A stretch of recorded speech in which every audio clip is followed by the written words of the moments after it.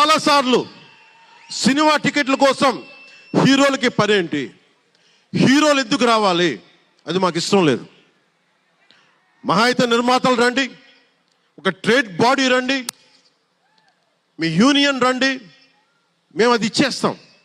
అంతేగాని హీరోలు వచ్చి మాకు నమస్కారాలు పెట్టాలి,